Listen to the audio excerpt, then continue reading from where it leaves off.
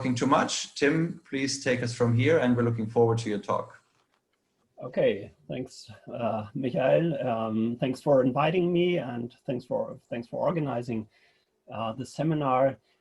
This is a joint paper with Eugen Diemand from the University of Pennsylvania and Daniel from WZB in Berlin. And yeah, you already told us about the title, Paying Them to Hate Us, the effect of US military aid on anti-American terrorism. The title, I think, already includes the two main messages. One is, what is our research question? We want to understand how US military aid affects anti-American terrorism, and the paying them to hate us already gives an indication what our results are. It is not very favorable for the United States policymakers who think that US military aid may help against anti-American terrorism. Now, let's get into the paper with a little motivation. We've seen roughly 3,500 terror attacks against American interests in the time period that we are looking at. That's 1968 to 2014. And the political and economic costs that come with anti-American terrorism are in fact enormous. Of course, there's 9/11, but even seemingly smaller attacks like the one on the USS Cole in the year 2000 come with enormous costs. Repairing this ship cost the US taxpayers $250 million. So even small attacks can have large impact, have high costs, and so on. Now, what was the consequence of these attacks? Well, we have entered, at least with the year 2001, a global war on terror, which is led by the United States.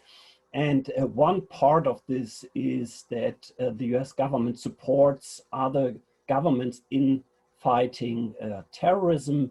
And this includes also the possibility of providing military aid or military assistance to foreign governments. And the question that comes up then is, does this US military aid actually make the United States safer by reducing anti-American terrorism?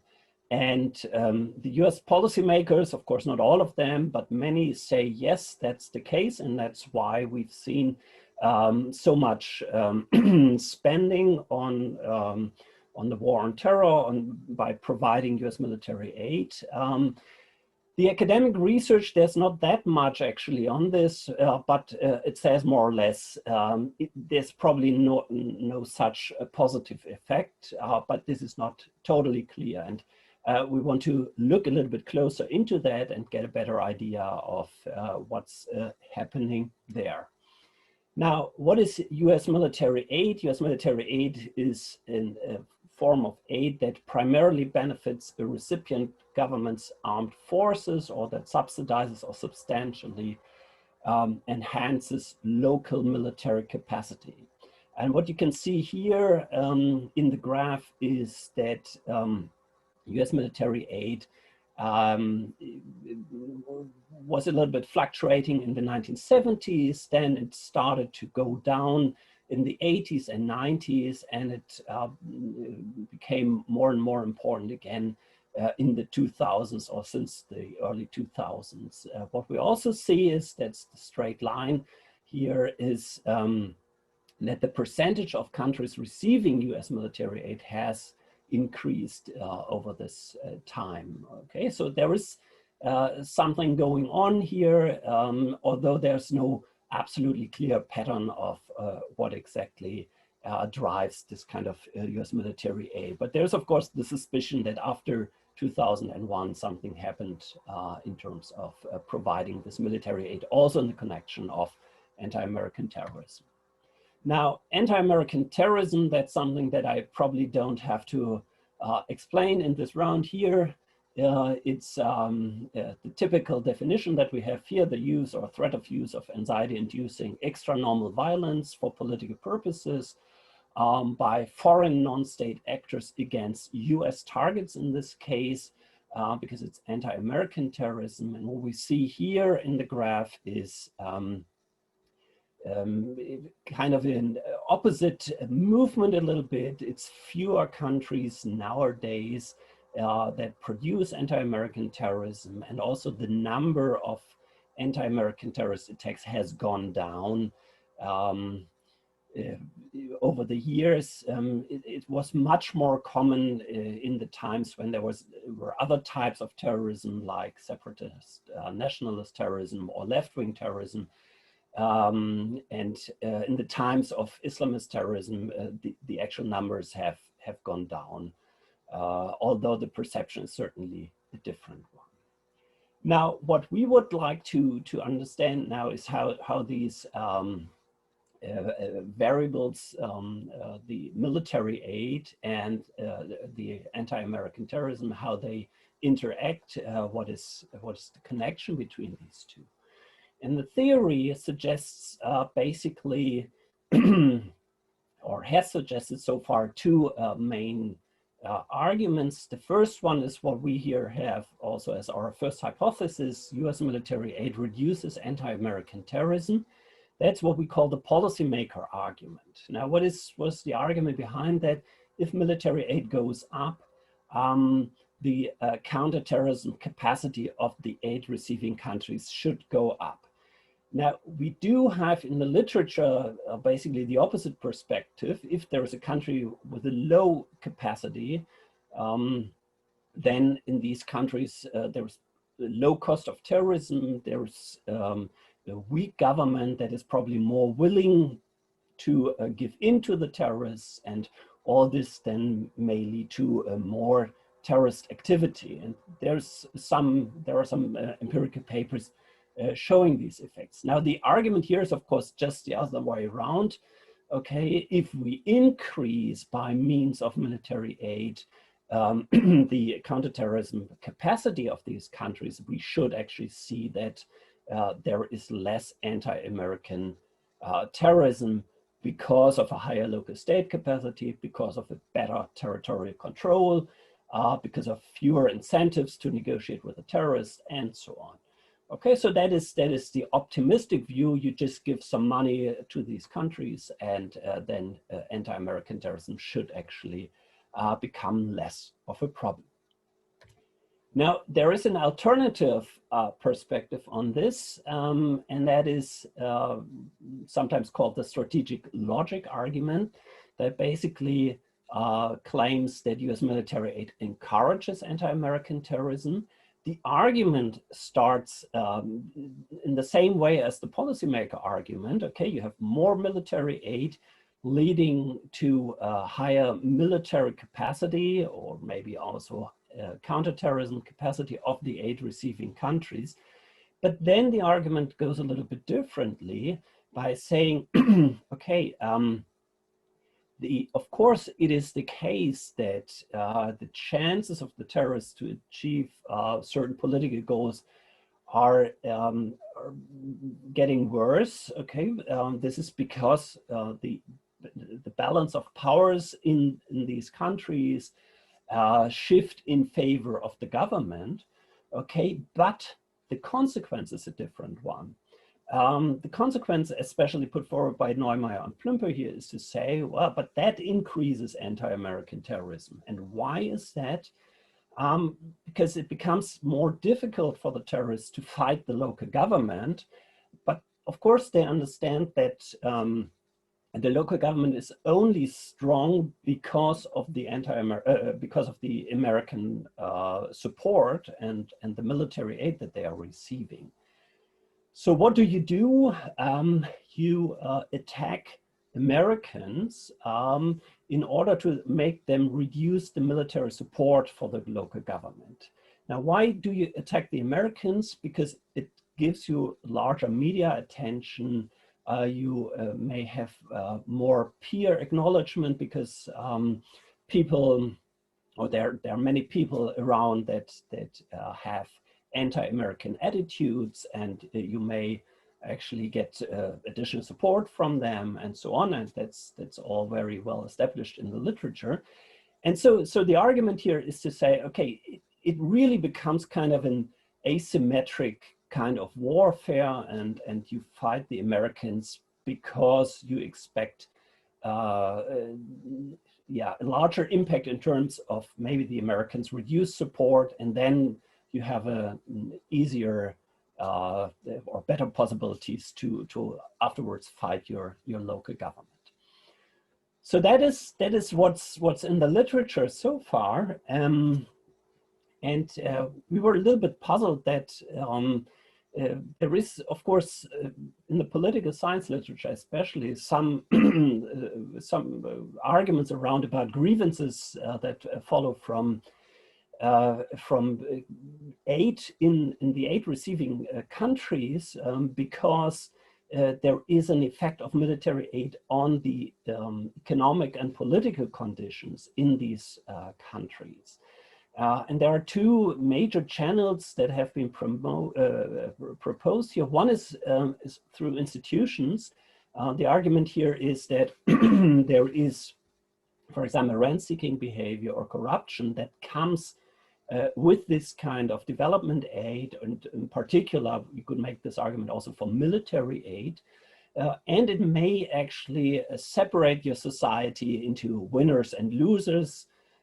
Typical argument from political science is this selectorate theory by Bueno de Mesquita and Smith, who are claiming that basically it's always the selectorate that benefits from these kinds of inflows of aid. And if this aid is fungible, that's of course important. If you can make it or use it in your own favor, in your own interest, then you may actually see that there is a certain class of people in politics, in the military, and other places in society that are actually benefiting.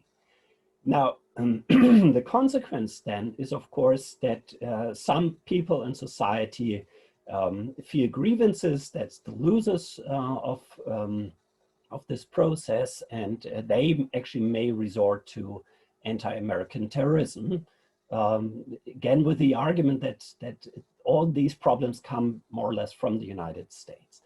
There's a paper showing that really these political attitudes of the winners and losers of this aid provision process are actually different depending on whether you're a winner or loser, and that's about the attitudes toward the United States. Okay, and if you turn out to be a loser, you might be more willing to engage in anti-American terrorism. Okay, so that is a channel that we are particularly interested in and that we want to test in the following.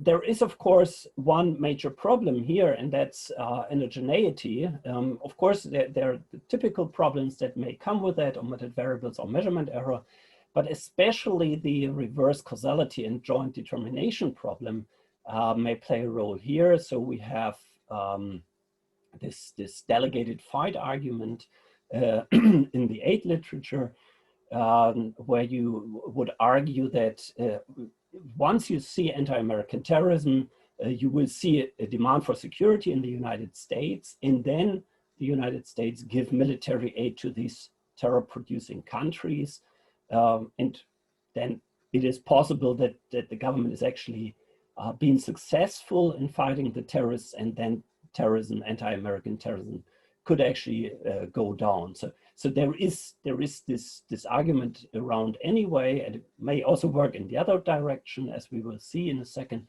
But that's basically the major underlying problem here. Okay, and we of course have to deal with that, and I will show you in a second how we do that. Now, this is our baseline empirical model. This is what we start with as an OLS estimation, and I will come to the IV on the next slide. We simply explain terror by US military aid and a number of controls. We have our main terror variable, a binary variable that indicates whether there was an anti-American terror attack in a given year, in a given country. We have 173 countries in total, and this time period from 1968 to 2014. Okay, and we look into, or we consider a lot of controls here, state failure, infant mortality as a measure of development, democracy, population size. And what we also look at, because we think that's important to distinguish also different channels and effects, is we look at US economic aid as well and US troops. This is because we really want to disentangle the effect of military and economic aid.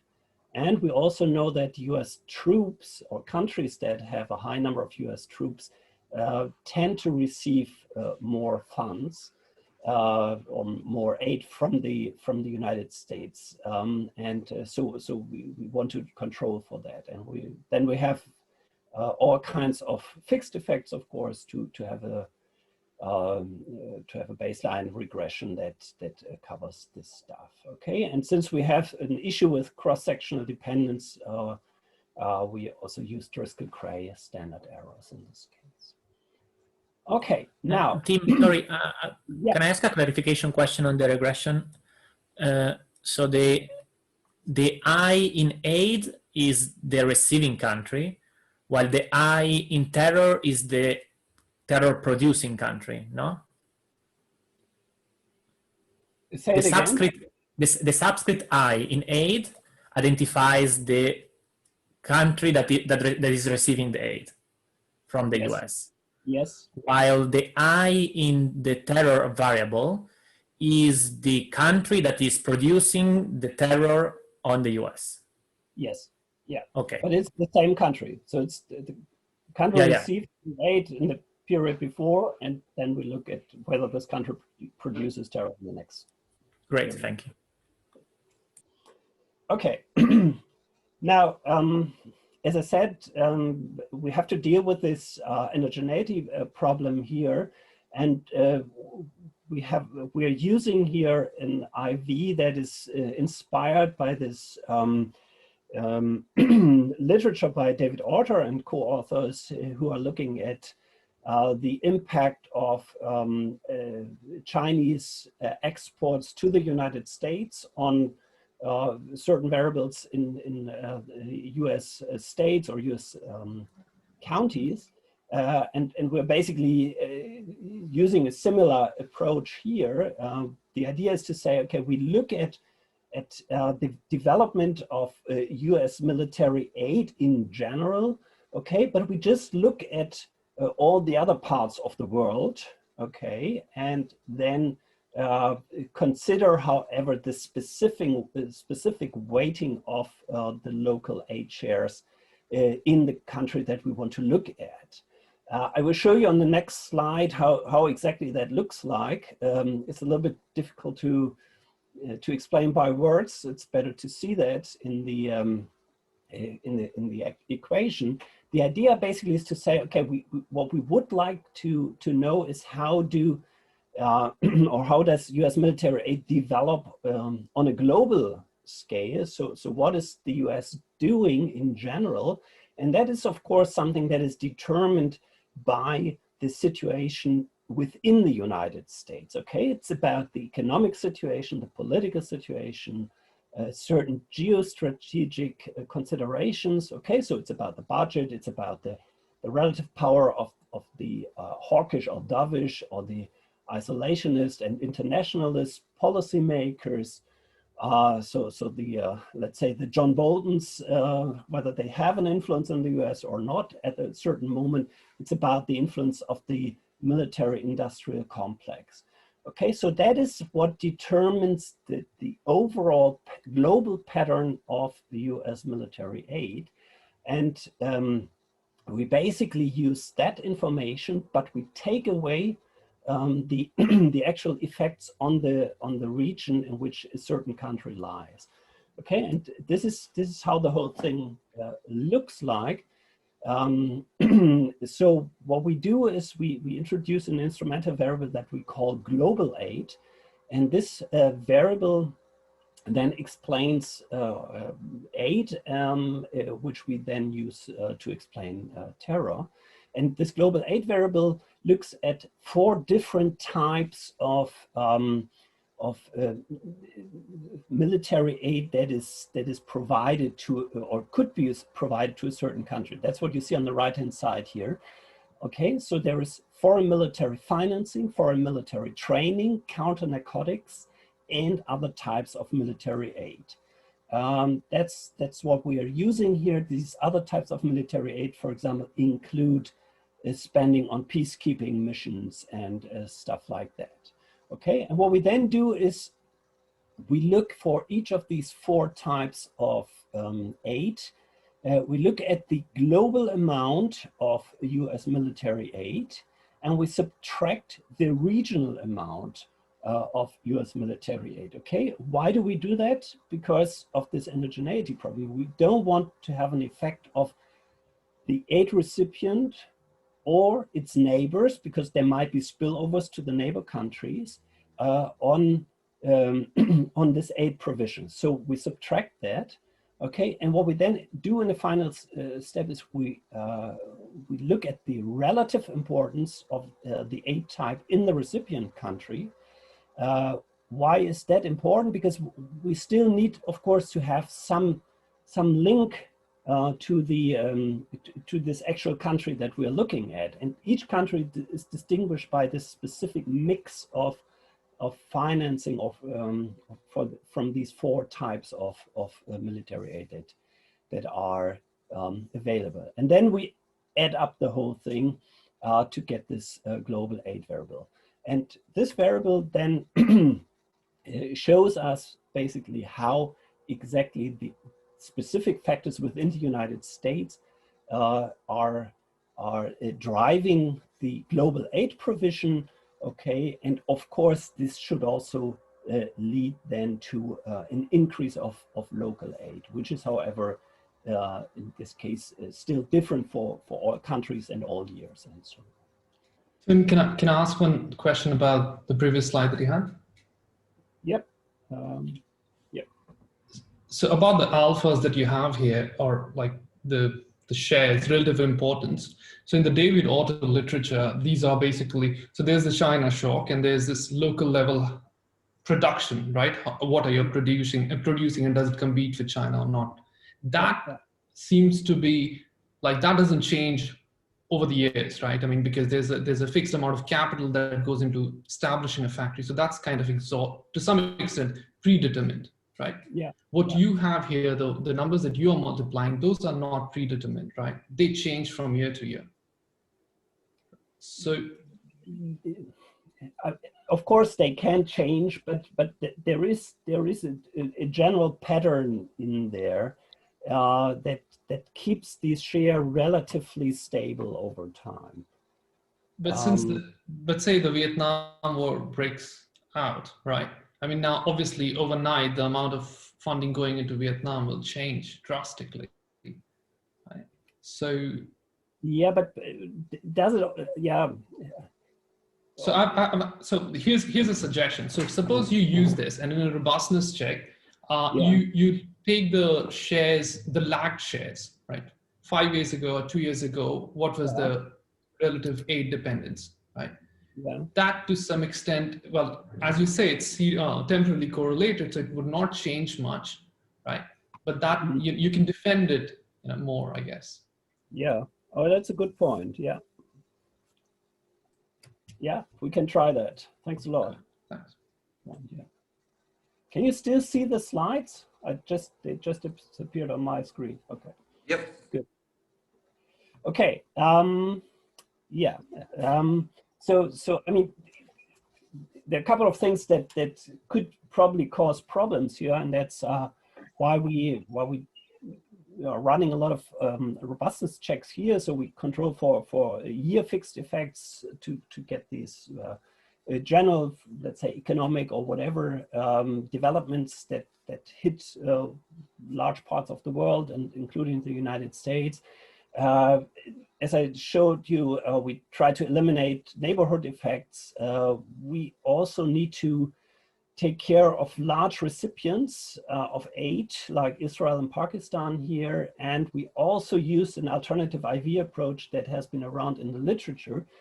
That is by Nan and Kian on food aid, okay? And I show you the results in a second. Okay, but here is first of all the baseline results. The baseline results show you in the first two columns the fixed effects estimations. The first column is OLS, the second one is the IV. And then in the third and fourth column, you see the whole thing, including the control variables. And what we see is here a relatively strong effect, or a relatively stronger effect of the IV estimation. So we have the military aid, in fact, raising anti-American terrorism if it flows into a certain country. And this effect is much, much stronger in the IV. So previous estimations, which did not consider anything like this, they were underestimating basically this kind of effect. The effect doesn't look very large here, but I will argue that they are nevertheless significant or relevant also so in terms of political outcomes here. What we also see in columns 5 and 6, and I think that's another interesting finding, is that once we include US economic aid and US troops, this basically captures the effect on anti-American terrorism and doesn't leave any effect for US military aid. But as soon as we use the IV, the effect of US economic aid and US troops disappears, and it's now really the military aid that drives the increase of anti-American terrorism here.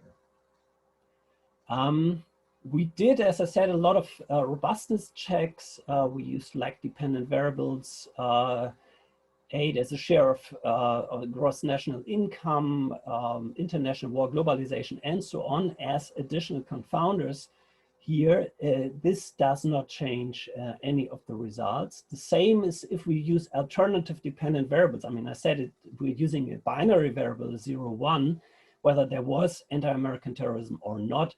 But we could, of course, also use the count of attacks, then David and Michael's idea of looking at terror per capita. Then we use a country of origin definition of terrorism, terrorism ferocity, and so on. It's leading us all to the same kind of result that we see a significant increase of anti-American terrorism once US military aid flows into a country. We also played around with the sample. We dropped certain world regions. We dropped the major recipients, the countries with a large number of troops, and so on. This also does not change anything. And the same, finally, if we look at pre- and post-Cold War effects, it's also the same before and after. So it's still a significant increase of military anti-American terrorism resulting from military aid. The only case that we see where we get a little bit of a problematic result is if we look at the pre and post 9/11 time. Here we run into a weak instrument problem. If we correct for certain outliers that are in the data, then we see that it's again the same effect before and after 9/11. That's what you can see here, basically. So what I marked here in red, that's basically the outcome that we get for the full sample, the test statistics do not look that great in that case. And so As soon, however, as we use, for example, already a log specification, which reduces the influence of the outliers, we get back to the initial results. And the same is if we have this reduced sample where we do not have the outliers included. Okay, so I mean, it doesn't really constitute a problem, even if it would be the case. So then we would say, okay, before 2000, basically we had this kind of effect and then it disappeared, but it seems that this is really driven by some of the outliers in the sample.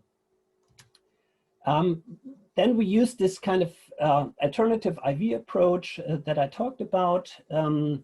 This was used by Nan and Kian for a case of food aid. What they did was they looked at the interaction between certain economic conditions in the United States, especially inequality and redistribution, and the recipient country's average probability of receiving US, in that case, food aid. Okay, so basically the idea was to say, okay, there is of course a need for these countries to receive food aid. However, in the United States, people might say, okay, if inequality is very high, if there is a high need for redistribution and so on, you don't necessarily want to give a lot of money to poor people abroad if you have enough poor people at home. Okay, so that was roughly the story in that paper.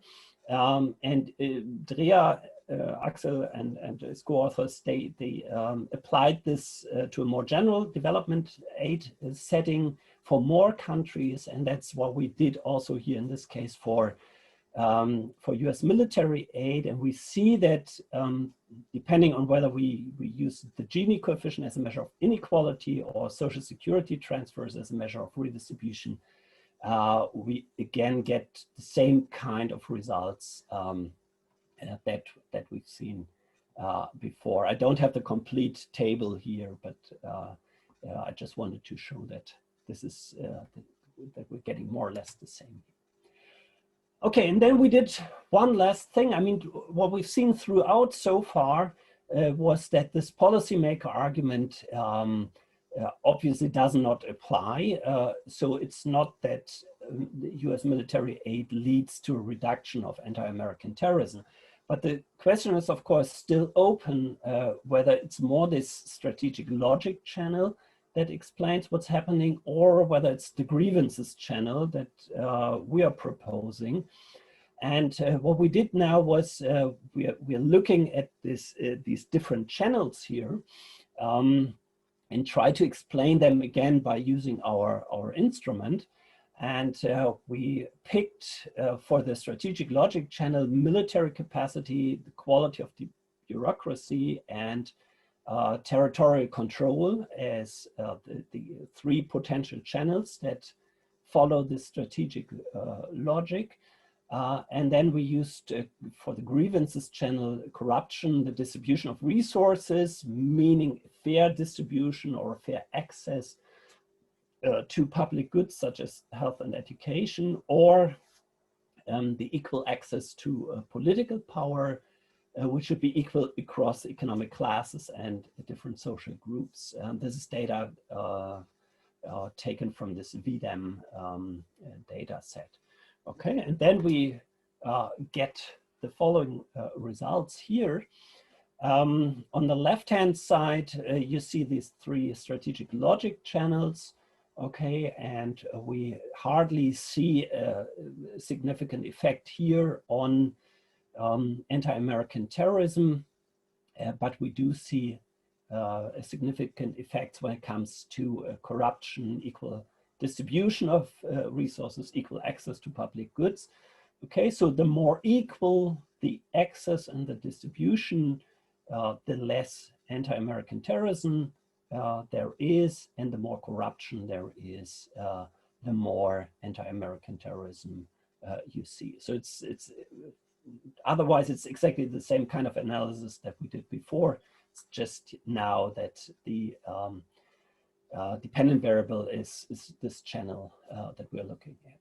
Okay, so that gives support to the grievousness channel instead of this strategic logic channel that was around in the literature before. Okay, so let me conclude. What we see is that more US military aid is robustly and causally, at least we claim that because of the IV that we're using, more military aid is associated with more anti-American terrorism. When we compare the different channels here, we see that those channels that lead to more inequality, that may cause grievances because of that, has stronger empirical support, while this state capacity argument does not receive support. So that could be interpreted as the losers of the aid provision process are actually here punishing the United States, not directly, but indirectly, in the sense of they seem to turn to anti-American terrorism to change the situation at home. As I said, the effect size is not overly large. There's $1 million causing, or an additional $1 million in military aid, causing the likelihood of any anti-American terrorist attack resulting from a given country to increase by 0.06%. Now, the point, however, is there are some countries that receive quite substantial amounts of US military aid. And we made a little back of the envelope calculations. At the sample mean, the terror incidence is 0.15, and there is a $72.5 million aid that is being provided to the average country. Now, if we would double that to $145 million, then we would get actually a 4.4 percentage point increase in the incidence, which is 30% of the sample mean. And that is, of course, something that is then quite substantial.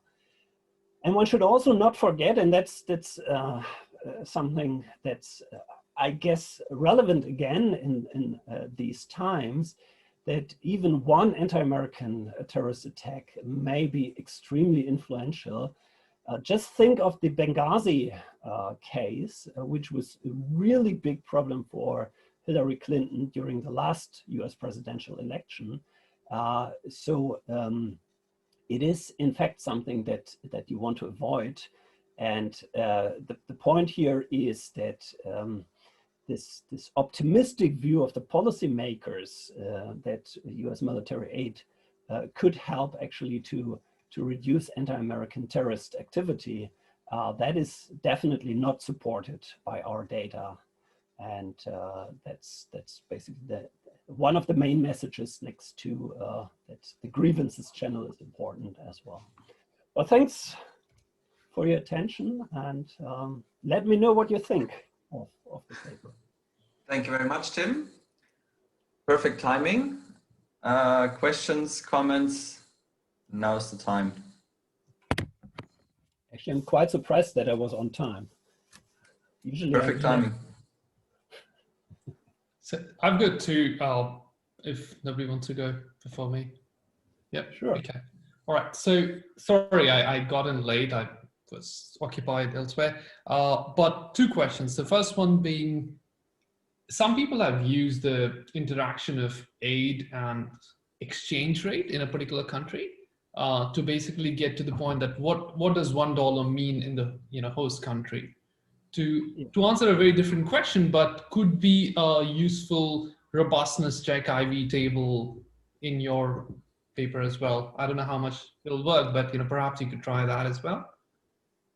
So that's one that was more like a suggestion. The second one is a question. Wouldn't you prefer a dynamic panel approach to it, where you also had terrorist activities in the past as an X variable? because these things tend to be correlated across time as well? Yeah, that's a good question. We haven't really thought about that, but that might in fact be interesting. Yeah, I guess I have to think a little bit more about that. But also given the data structure, looks like this could lead to interesting insights. Yeah. Because all of us here know that once these terrorist strikes happen, these terrorist outfits come into play, and then they carry on repeated attacks. Yeah. So yeah. Thanks. Yeah, good point. Thanks a lot. I got a quick question, or a couple actually. So one thought I had was, can you also predict what happens to other terrorism that is not against the US? And the reason I'm asking that is because I'm wondering, does the total amount of terrorism stay the same, or does the total amount go up? So if it was to stay the same, then I'd expect other attacks against other targets to go down, perhaps. Have you done that? We have done that for a small number of countries. I hope you can still see that. We looked at two close allies, I would say, with the United Kingdom and France, and we get the same kind of effect here. And as I mean, that's US military aid going to these countries. So there is obviously some effect also in terms of the terrorists may, if they don't find an American, they take an Englishman or something like that. You don't see this kind of effect when it comes to countries that are, I mean, Israel is of course a close ally, but it's nevertheless a special case. Okay, and Turkey is of course a member of NATO, but still also a different kind of word. So we do see that to the very close allies, I would say, there is this kind of effect, that there is a spillover, and in other cases we don't see that. These are, by the way, the 4 countries receiving most of the terrorist attacks against them. That's why we picked them. Yeah, but I was wondering more about whether you can derive 2 categories. One would be anti-US or anti-US and close allies, and the other one would be others. So then you can get an overall effect. Like what this does here is interesting as well, but what the other thing would do is, I think it would give you an idea whether before we had set a certain size of the terror groups, and do we have an indication that now the groups are getting larger, or the groups staying the same and they're producing the same output in quotation marks, but it's just more targeted towards the US and the West. And with just 2, grouping them in 2 categories and then running 2 independent IV regressions. Yeah. And another question. Before you go to the other question, because I had a very similar point here, maybe it's something to add on, and it's maybe something else would be also local terrorism, if it goes up or not. So, now if I'm the terrorist group, my enemy is the state, let's say, and now the ally of the state is the US. So I substitute the terrorism that I was doing to the local state to the US, that kind of substitution. Tim, can I quickly follow up on Federico's point so that also kind of feeds into your mechanism story, right? So if it's the dissatisfaction with the state, then in terms of not distributing the aid, equally, then you should see a correlation between, attacks against the US and attacks against the government in the host country as well. Yeah, that's a good point. Yeah, I just quite weird. Yeah, no, we didn't look at that. And you can delineate that. You can distinguish between attacks on government, attacks on business, attacks on private people. So that might be an idea, like Tushar said, do they now group the local government or the national government together with the US because they're receiving military aid? That would mean against the domestic government would go up as well. And does that come at the expense of now businesses are perhaps spared or private people are spared? Or does that stay the same? I think that'll tell you something about the overall extent of terrorism, regardless of parties. Yeah, very good point. Thanks a lot. Yeah, we check that. So then another thought I had was, and that might be useless, but I wonder, so military aid, my understanding is that the US would also, they would ship out weapons that they don't really need anymore. So is there any chance to take perhaps the development of new weapons in the US military as an instrument for now they're going to ship out the old stuff? Or does that not make any sense? I'm not a military expert, so it might be useless. But I wonder whether that would be some exogenous variation as well. So for example, if there's a country that is by the ocean and that by and large needs boats or whatever, and now there's a new boat developed in the US military, so they're going to get rid of the old ones anyway, so might as well give them in military aid to another country. And that might be a very specific case, if that is even a story at all. But I think what would be really cool is beyond the global sample, if you find one or two cases where you can be more specific in terms of tracing exactly what happened and why, for a potentially exogenous reason, that military aid went up or down, then I think that would be a nice sort of add-on to your study. Yeah, I also don't know exactly what's happening in that respect, but that sounds cool. Take a look at that. I have no idea, but I mean, it should be possible to get an idea of technological progress in the US military in terms of spending on certain types of military equipment and so on, and whether they buy always the same old, I don't know, airplanes, or whether there's a new one or whatever. I'm not sure. I mean, one problem might be that the US will also always try to sell military material, new stuff, in order to keep the industry running. But my guess would be this would be given mostly to the close allies, and let's say some other countries might get the old stuff. Yeah, could be. Yeah, that's interesting. Yeah, thanks. Tim, I have just like a technical comment on the validity of the instrument. Just that you could try to get rid of doubts on the exclusion restriction will be kind of some placebo for stages, where you try to predict other types of aid with your instrument. Hopefully you cannot, and you can only predict military aid. That would be, a nice check. Yeah, there should be data for, I mean, there's obviously data for food aid because Nathan Nunn used that, and general aid. But yeah, you should be able to break that down, and yeah. And then and there is a remaining question in a way that your paper sparks, that is, given that they don't seem to do the thing that they are stated to be doing, this US military aid, why they are doing it.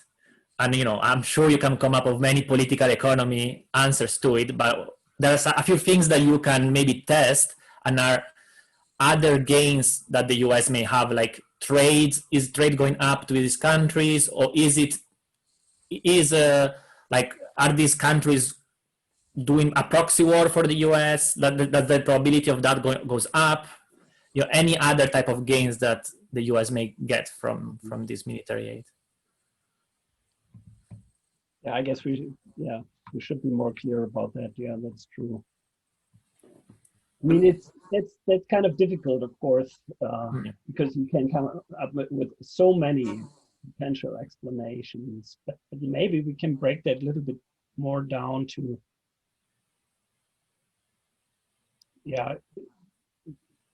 to different forms of alliances, and maybe also.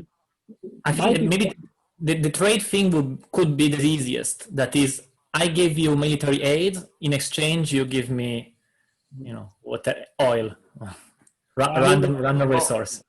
Yeah, I mean, that's the story that Axel is always doing, is this donor self-interest.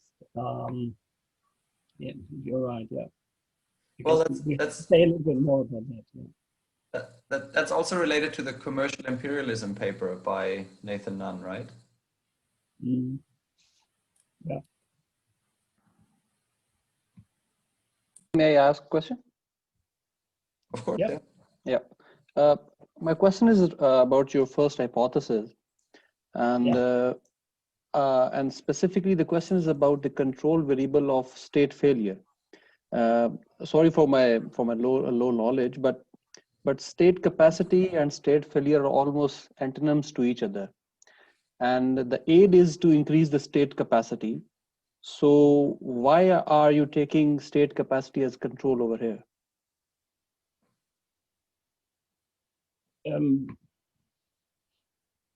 Well, basically, it's because the theoretical argument is that the effect on terrorism works over this capacity argument. Okay, so the higher the capacity of the state, the better a country should be able to control its territory. The more effective are the counterterrorism measures that they can apply, and so on. So that is basically the reasoning that is around it in the literature, and we try to follow that logic. But I think Noman is right. There's sort of a bad control problem because the aid would increase state capacity, and then in turn that might affect terrorism. So I'd be curious to see if you run your main IV regression Without it, state capacity, does it change the main coefficient or not? Okay. Yeah. Okay. Mm-hmm.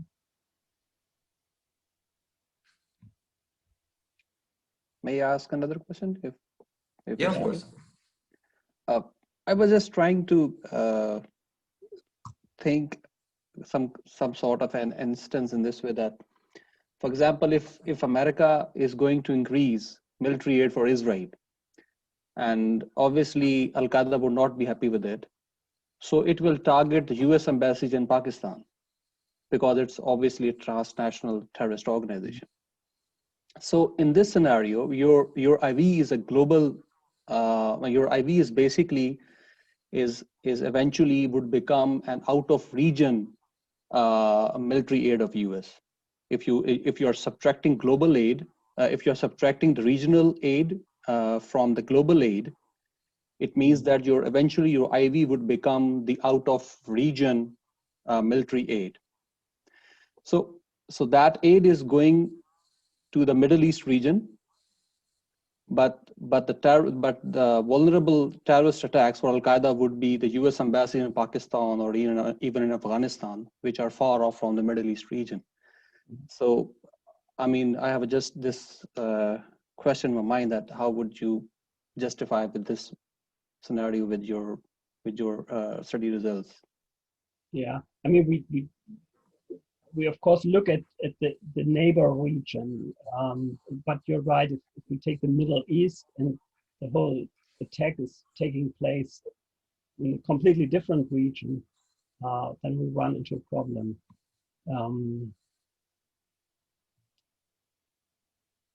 I mean, it's not that many cases actually, but something, yeah, we should probably somehow tackle. And I don't really have a good idea at the moment how to deal with that, but that's a good point.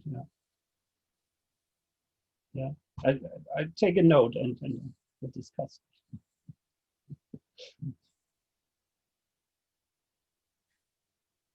I got another question. It's a technical one, I think, but it seems like your first stage is much stronger when you take the log of 8. I think it goes up to about 30, the F-stat, whereas before it's around 10 to 15. Yeah. So I think you should plot the aid distribution, and if you identify some substantial outliers, then maybe it's a better idea to actually. So if you look at column 8 here, the F-stat is 69 actually. Yeah. And before it's under 20, which is still fine. But I think your IV seems to be much stronger when you look at the log of 8. And there might be a good reason for that. Maybe a few outliers are sort of distorting that picture. And I think it makes sense to look at that. And if that's the case, then the log of it is maybe a better measure. And I would use that one as the main one if that's well justifiable because it gives you a much stronger first stage. Yeah, yeah. Okay, yeah, good.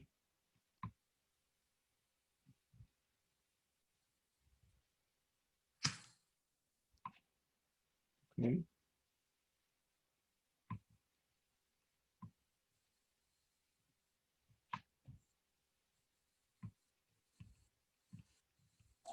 So Tim, one quick question about the alphas. Is it trade reliance on aid for that host country from the US or internationally from all donors? No, this is just for the US. Shouldn't, if you used all donors, right, aid from all donors, wouldn't that be more exogenous to some extent? Okay, yeah. It's, Yeah. So worth trying maybe, I'm not sure, but worth looking into maybe.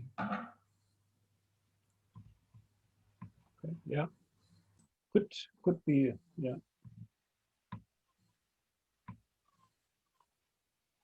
May I ask a quick question, please? Sure, go ahead. Yeah. Okay, thanks for your presentation, Tim. So this is for my own understanding. If grievances are one of the channels, why do you think that this operates through military aid but not through economic aid? That's a good question. I'm not sure whether there is a particularly strong argument. I think that economic aid is often more targeted to really the economic sector, that there's more, or let's say it's less fungible because you're often supporting very concrete projects. And when it comes to military aid, you often have the possibility to, even if it's something that is being targeted to a specific type of expenditure, it frees up money in other parts of your budget, which are then, or which you could then use for I don't know what kind of activities. So my claim would be that probably the fungibility is higher when it comes to military aid. There's interestingly very little literature on that. We were looking for this. There are 2 papers from the 1990s, and that's the most recent that we could find. And yeah. Because I think the other literature in this regard also suggests that like other kinds of aid, like in Philippines, I read a paper, but I'm not sure for the reference, but they say that when the US sends aid, rent-seeking behavior induces an increase in conflict. But that is not military aid in that case. So I was wondering, why is this specific to military aid? But yes, yeah, that seems plausible to an extent, yeah. Yeah, but as I said, I mean, I don't have a totally convincing explanation for that. One would probably have really to look into the specific cases here for different countries where we see a lot of anti-American terrorism, to see whether there's something going on that is striking or particularly yeah, special in these places. Yeah. Thanks. I have a comment. Sorry, I'm Khusrav Gaibuloyev. I'm using my daughter's Amina's Zoom. That's why. Okay, sorry. All right.